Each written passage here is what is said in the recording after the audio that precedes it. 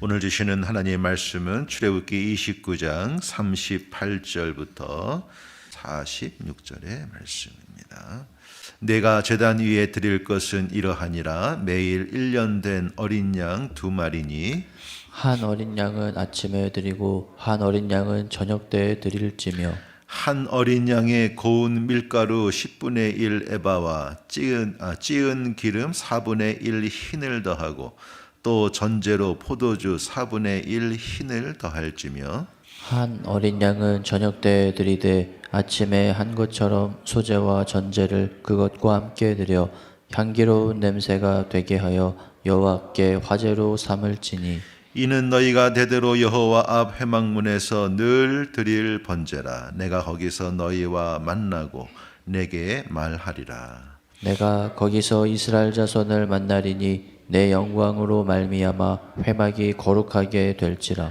내가 그 회막과 제단을 거룩하게 하며 아론과 그의 아들들도 거룩하게 하여 내게 제사장 직분을 행하게 하며 내가 이스라엘 자손 중에 거하여 그들의 하나님이 되리니 같이요. 그들은 내가 그들의 하나님 여호와로서 그들 중에 거하려고 그들을 애굽 땅에서 인도하여 낸 줄을 알리라. 나는 그들의 하나님 여호와니라. 아멘. 네, 오늘 말씀은 우리 그 아론과 그 아들들을 제사장으로 위임하는 이 위임식 말씀 속에서 이제 마지막 결론이라고 할까요? 마무리 부분이 되겠습니다. 그런데 그 마무리 부분에 이 상번제에 대한 규례가 들어가 있습니다. 그래서 38절, 네, 아마 41절까지 이렇게 42절까지 이렇게 보시면 될 것 같습니다. 그래서 이 상번제에 대한 규례를 말씀하시고, 이 상번제는 아론의 그 위임식과는 별개의 규례죠. 그래서 위임식이 끝난 이후에 제사장 일을 수행할 때 항상 이 상번제를 드리라. 그리고 아론만이 아니고 이제 계속해서 이스라엘 역사 가운데 이 상번제를 드리게 하십니다. 그리고 이제 마지막에 위임식과 이 상번제를 함께 정리하면서 하나님 말씀을 우리에게 전해주고 계십니다. 자, 한번 보겠습니다. 우리 38절. 내가 제단 위에 드릴 것은 이러하니라. 매일 1년 된 어린 양 2마리니. 자, 여기 매일이라고 말씀을 하셨습니다. 이 말은 계속해서 매일매일 이런 뜻이 되겠죠. 그래서 매일 드려야 하는 상번제를 의미합니다. 번제긴 번제인데 매일 드린다. 상번제라고 말합니다. 자, 이 상번제는 하루에 몇 번을 드리는가? 2번을 드립니다. 39절에 한 어린 양은 아침에 드리고 한 어린 양은 저녁에 드려라. 왜 아침에 한 번, 저녁에 한 번 이렇게 드리게 하시는 것일까요? 유대인들의 어떤 그 전통에 따르면 이 아침이라는 것은 그 전날 저녁부터 해서 밤 사이에 지은 여러 가지 죄가 있을 수 있죠. 그래서 아침에 이런 시간에 이 제사를 통해서 그 죄를 속함받고, 또 저녁에 드리는 죄는 이제 하루 동안 우리에게 날라와 앉아있는 세상의 먼지들, 우리의 죄악들을 하나님께 속죄하는 그러한 제사, 또 헌신하는 그러한 제사라고 생각하시면 되겠습니다. 그래서 삶을 드리는 것이죠. 모든 것을 하나님께 맡기는 그것을 상징한다고 할 수 있겠습니다. 자, 정확히 한번 우리 세세하게 40절에 규례를 말씀하시는 것을 보십시다. 한 어린 양을 드릴 때 고운 밀가루 10분의 1 에바, 찌은 기름 4분의 1 흰, 그 다음에 전제로 포도주 4분의 1 흰 이렇게 나옵니다. 여기 이제 그 용량이 나오는데 여기 에바라는 것은 고체의 부피를 말합니다. 고체의 부피를 말해서 이 부피를 가진 고체를 담아냈을 때 약 23리터 정도 나오는 그런 단위를 생각하시면 되고 1에바가 23리터. 그 다음에 흰이라는 단위도 나오는데 이 흰은 액체의 단위입니다. 그래서 1흰이 약 3.7리터, 3.8리터 정도. 그래서 우리 그 소다 이렇게 사면은 1리터짜리 있잖아요. 그 4병 그렇게 생각하시면 될 겁니다. 그리고 여기 이제 밀가루 10분의 1, 또 또 기름, 포도주 여러 가지가 나오는데 여기 밀가루와 기름은 5가지의 제사 중에 하나인 이 소제에 사용되는 제물이 되고 이 포도주는 여기 보면은 전제로 이렇게 되어 있는데 이 전제라는 것은 그 붓는다는 뜻입니다. 그래서 제물 위에 붓는 방식으로 이 전제를 사용하는데 그래서 태우면은 화제, 흔들면 요제, 올리면 거제. 우리 이제 앞에서 나왔죠. 근데 부으면 이제 전제가 되는 거죠. 그래서 이 붓는 방식으로 포도주 이것을 부어라. 그래서 밀가루 10분의 1 에바 한번 계산해 보세요. 23리터에 10분의 1 정도 되는 그러한 소재.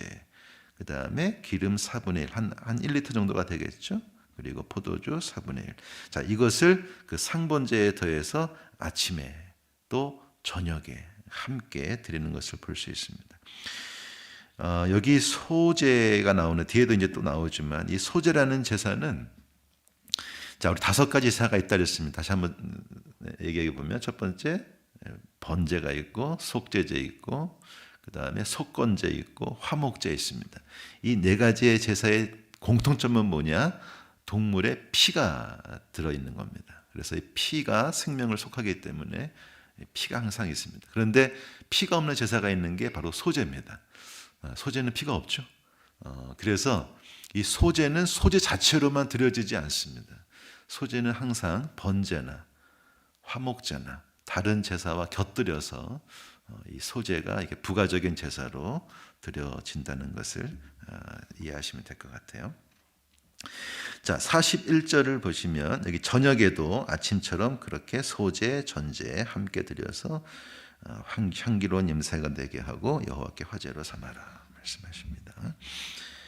자, 42절, 43절 말씀하시기를 이것은 너희가 대대로 여호와 앞 회막문에서 늘 드릴 번제라.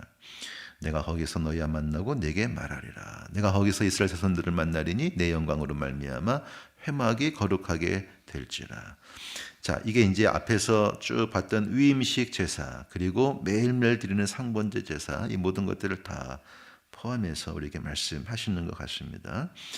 회막문 앞에서 드릴 번제다. 번제라는 것은 제단 위에 드리는 것이니까 회막문 또 성막들에 있던 제단을 말하는 것 같고요. 그 제단에서 내가 항상 너희를 만나고 너에게 말하리라. 네, 좀 더 구체적으로 말하면 제단에서 만나시고 말하기보다는 이제 지성소에서 임하시고 만나시죠. 만나시고 말씀하시죠. 그래서 그 지성소 안에 있는 법궤, 그 법궤의 뚜껑을 우리가 속죄소라고 했고 그 속죄소가 일종의 하나님의 발등상 역할을 한다고 말씀을 드렸는데 거기에서 하나님이 그 그룹 사이에 임하신다. 말씀하실 것이다. 약속하시는 겁니다. 그리고 43절에 내 영광으로 말미암아 회막이 거룩하게 될지라. 그래서 이 거룩하게 되는 것은 사실 제사장이 드리는 제사, 어떤 상번제, 그 제사에 거룩하게 하는 효력이 있다라고 하기보다는 거룩해 하시는 분은 단 한 분밖에 없으시죠. 우리 하나님이시죠. 그 하나님의 영역입니다. 하나님께서 거룩하게 하시면 거룩하게 하시는 것이죠. 그래서 하나님의 거룩이 그 제사를 통해서 우리 가운데 임하는 것을 또 말씀하십니다.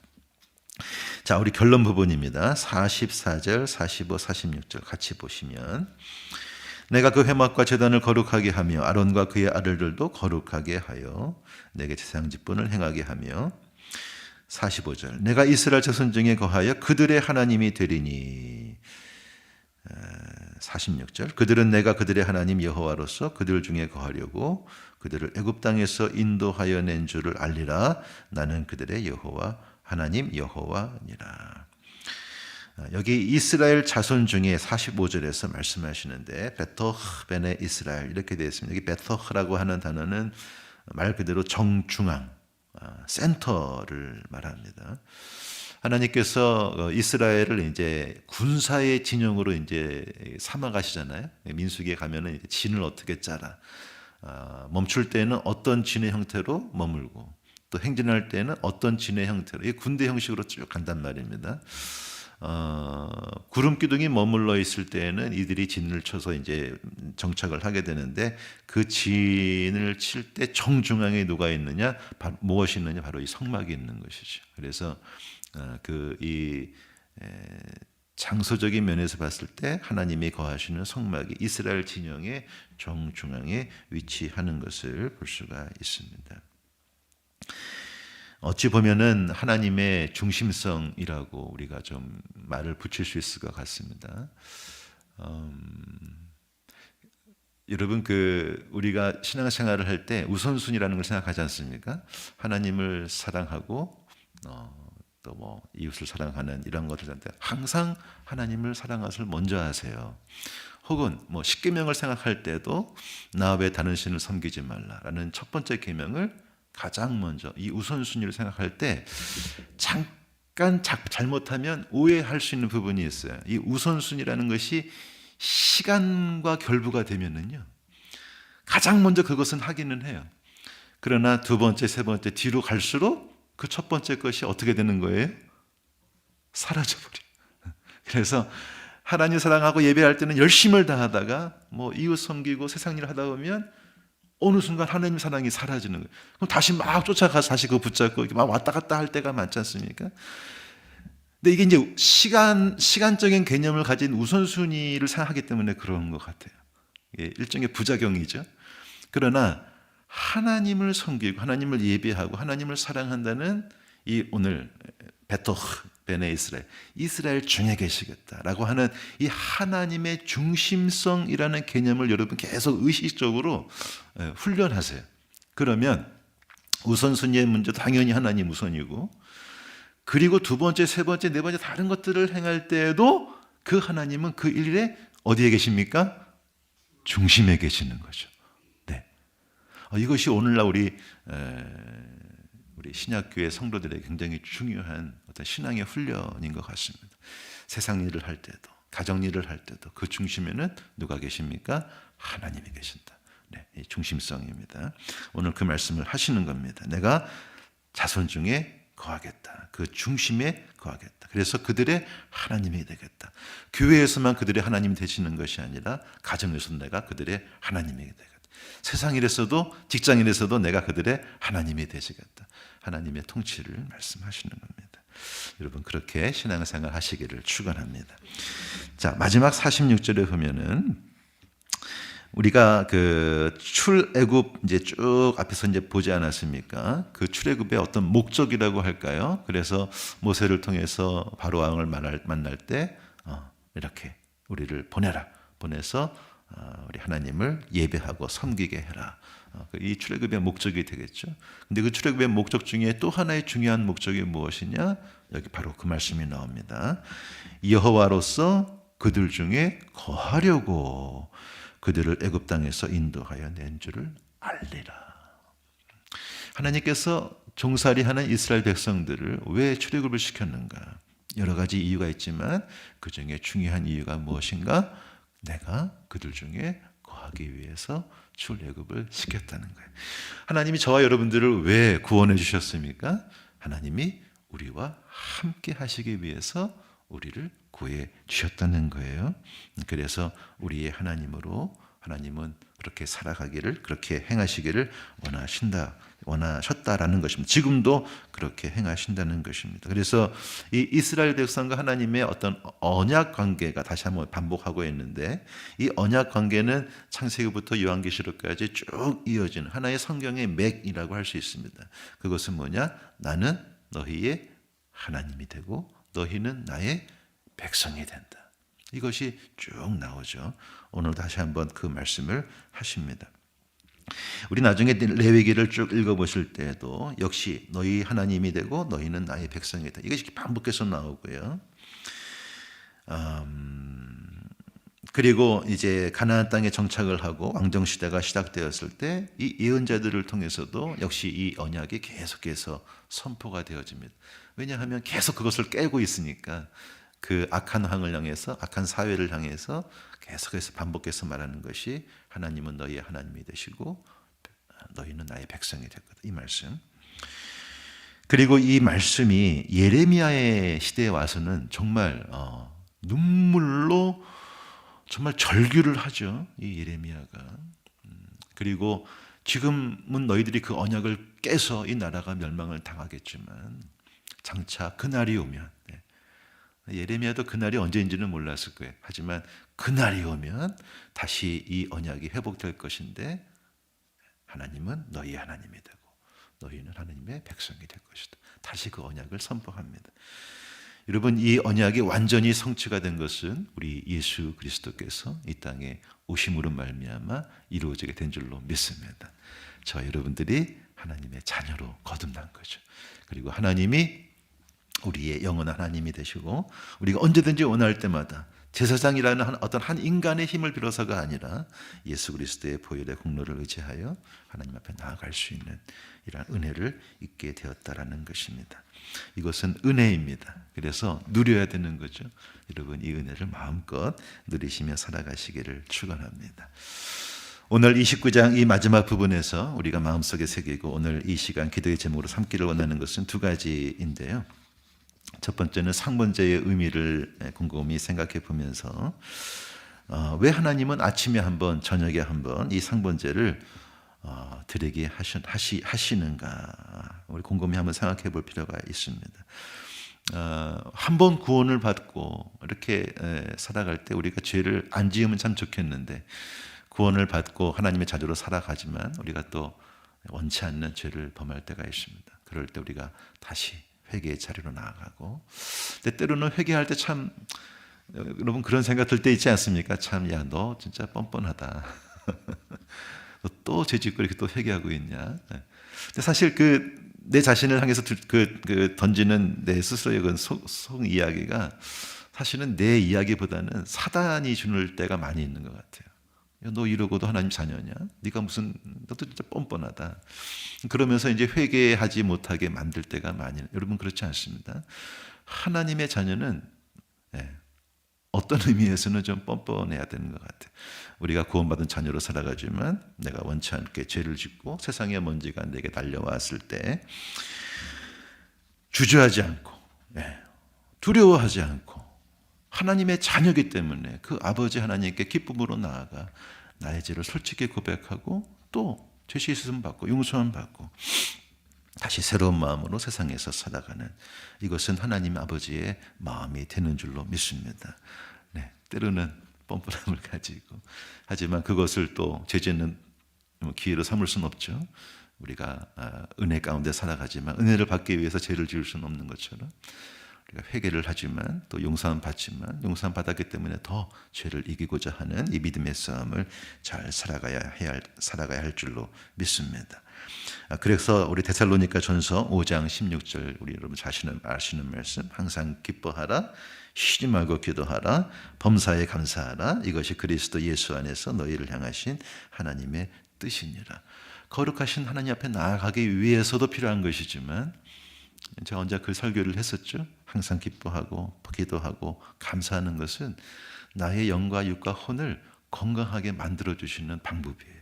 내 자신을 위한 유익이기도 하죠. 그래서 하나님 아버지께 항상 이 상번제에 아침에 저녁에 365일 하나님 앞에 감사하시고 기뻐하시고 기도하시고 또 회개하시고 이 상번제의 은혜를 누리시기를 바랍니다.